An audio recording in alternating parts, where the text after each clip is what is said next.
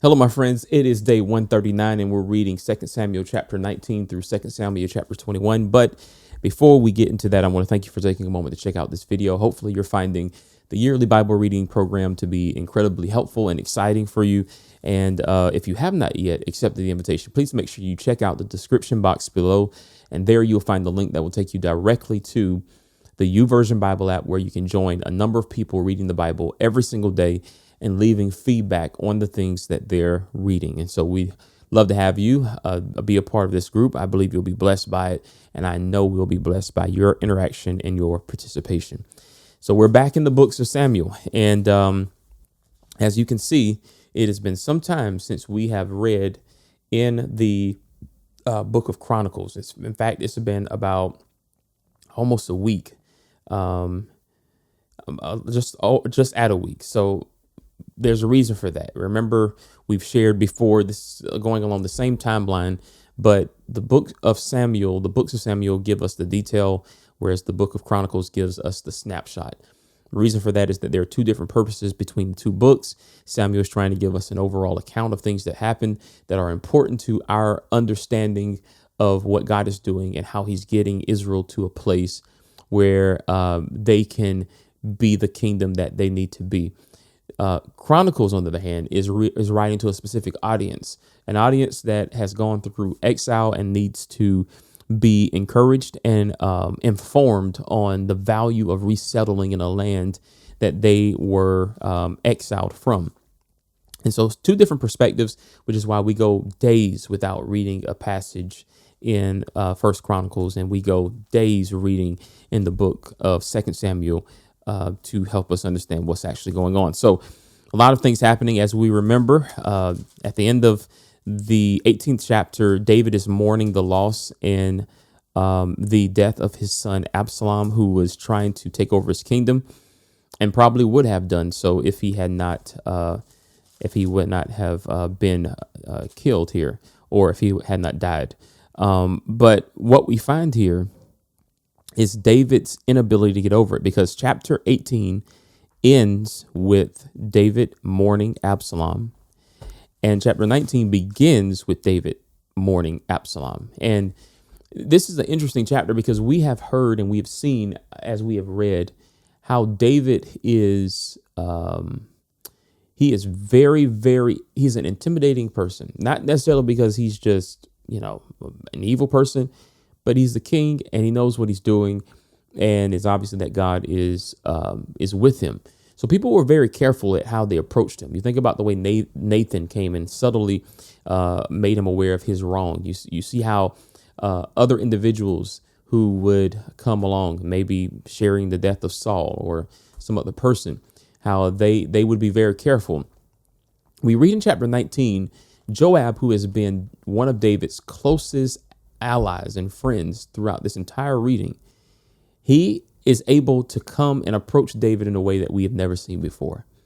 And for me, it's really good to see this, because we all need someone in our life that can approach us perhaps in the way that Joab approaches David. Someone that can tell us when we're off, and we can know that it is coming from a good place, and we can even bypass perhaps the delivery to see the intent and the good of the thing that is being shared.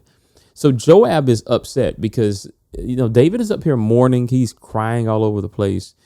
And he's like, man, get yourself together, because you're making yourself look bad, and you're losing the commitment and the loyalty of people who have been watching your back for all these many years. He says in chapter 19, verse 5, he says, "We saved your life today and the lives of your sons, your daughters, and your wives and concubines. Yet you act like this, making us feel ashamed of ourselves. You seem to love those who hate you and hate those who love you." That's a very, very powerful statement. You have made it clear today that your commanders and troops mean nothing to you. It seems that if Absalom had lived and all of us had died, you would be pleased. So then he tells them, listen, go out there, congratulate your troops, for I swear by the Lord that if you don't go out, not a single one of them will remain here tonight, and then you will be worse off than ever before. So you see, Joab is actually looking out for his friend, and he tells him, look, You got to fix this. You got to get this right. And I think this is the moment where David was able to flip that switch, because remember, before, David had this mentality like, I don't know what's going on. I don't know how this is going to turn out. I know what I've done, and it seems like there is something coming down the pipeline to judge me for what I've done. And if it happens, it is completely just because I did the transgression. I did it. I did what was wrong, and God's judgment is always righteous. So he was kind of like maybe in this limbo position, if you will. And then Absalom is defeated, and it's like, well, wait a minute. Maybe God is still with me. And I think when Joab came to him in this way, he was able to shake himself out of this guilt, maybe that he was carrying for so long, and finally embrace the fact that he is still God's king. Maybe that's a word for us today. I don't know how far we can go with that. This is just me thinking through the text, but maybe, but maybe this is a way for us to look at the text to see just how faithful God is, and how hard it is, and perhaps how unwilling God is to just throw us away whenever we get things wrong. When we're cooking or something and we're using dishes, that dish may get. I'm gonna give you an example. I was cleaning out my garage the other day, and I had these coffee mugs and these little what you call I don't know what they're called, but mugs or whatever. And they were great mugs. I love them. I forgot I had them because I had obviously put them in a bag and just packed them away as I was moving. But what I noticed is that some of these mugs, they were stored away without being cleaned. So I basically was moving something, and I was obviously drinking from the mug and just threw the mug in the bag and just kept going, and I forgot to go back and get them, right. Or they were maybe clean, but they had been in this bag so long that they had become dirty because they were sitting in the garage, and things happen, when you just sit things in the garage, right? And so I got these mugs, and I looked at them. I was like, these are some great mugs. I love these mugs. And my thought was, oh, just throw them away. But then I started thinking, man, these are great mugs. And I bet if I put them in the dishwasher, they would be amazing, that they would come clean, and I could use these mugs again, and they'll be just great, as if nothing was wrong with them. So instead of throwing them away, I took the mugs, put them in the sink, we put them in the dishwasher, and then they came out. They were just as clean as they could be, sanitized. Everything was great, and they were usable again. And here's the thing that I want you to think about. When God is looking at what is happening with David is perhaps thinking, you can see in his Psalm, in Psalm 51, and what he's thinking through in all the other Psalms. David is probably thinking, man, I've become so dirty and so messed up and so jacked up. Man, God doesn't want to use me. God doesn't want to do anything with me. I mean, listen, I'm wasted goods. I'm just good to be thrown away. That's all I'm good for. But what God says is, yeah, you may have gotten dirty. You may have gotten tainted. You may have, tarnished your reputation by what you did here.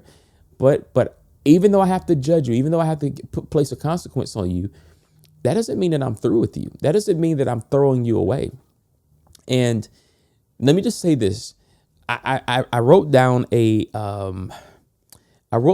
quote once from a seminary pastor or preacher, someone that said something about messing up, and the gist of it was this: when we mess up, and particularly when we have a responsibility of doing something, leading or whatever the case is, people may never forgive us.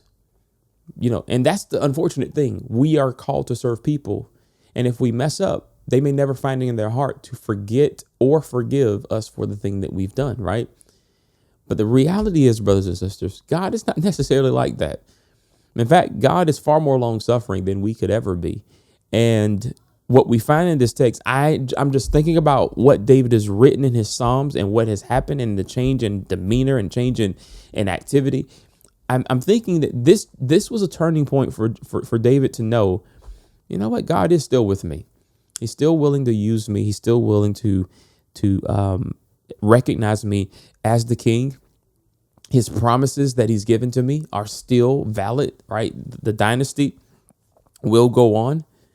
And this is, I think, the moment where he picks himself up and says, okay, let's get on with this. And we see this. We see David actually, he's not as dominant as he was, but he's definitely present. And I think that I think Joab needs some credit for that. I think the Lord sent him to help him get through some of the things that he's dealing with there. So in chapter 19, we see Shimei, the guy that cursed him and accused him for taking Saul's throne and dynasty. Now that David's back in authority, he finds the sense to come and try to make peace. And you know what's so crazy about this stuff? David actually makes peace. He's like, no hard feelings. Let's go on. I'm going to protect you. Mephibosheth, that situation with Ziba, how he manipulated the circumstance and basically slandered Mephibosheth's name and reputation with David is clarified. And David, he takes it, he fixes it, he addresses it, and he helps him. And again, we are seeing a merciful side of David that only perhaps a recipient of mercy can give, right? And so we're seeing a changed man, if you will. Then we have Sheba, who thinks, he obviously didn't learn anything from Absalom's attempts, and he's trying to take Israel from David, and David finds some energy here because he snuffs this thing out really quickly, and he doesn't even have to do a lot of work. He pursues him. He gives the instructions to pursue him.